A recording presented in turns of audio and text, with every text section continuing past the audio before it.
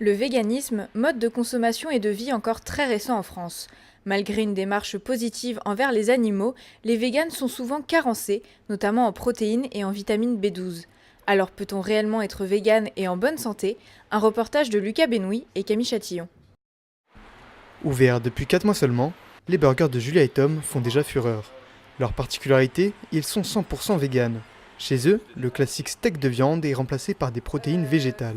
Alors nous on en a deux, on a d'abord le 7 ans, je disais une protéine de blé très complète et qu'on associe avec des légumineuses. Du coup ça permet d'avoir un apport en protéines qui est très intéressant. Et ensuite une protéine de soja qui du coup est complètement différente et qui est travaillée en panure avec une friture. Donc celle-là est moins intéressante en termes de protéines, mais elle va quand même apporter l'apport minimal journalier qui sert sur la protéine.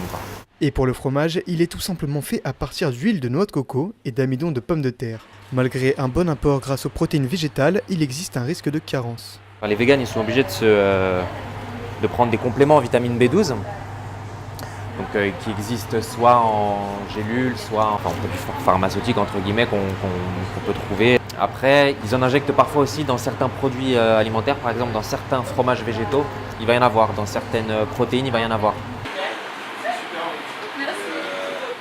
Pour Julia, naturopathe, même si la vitamine B12 peut être prise en complément, il existe de réels risques qui sont à prendre en compte. Des problèmes au niveau du cerveau, des neurones et au niveau du sang. Parce que c'est vrai qu'on a besoin par exemple de vitamine B12 pour la formation des globules rouges.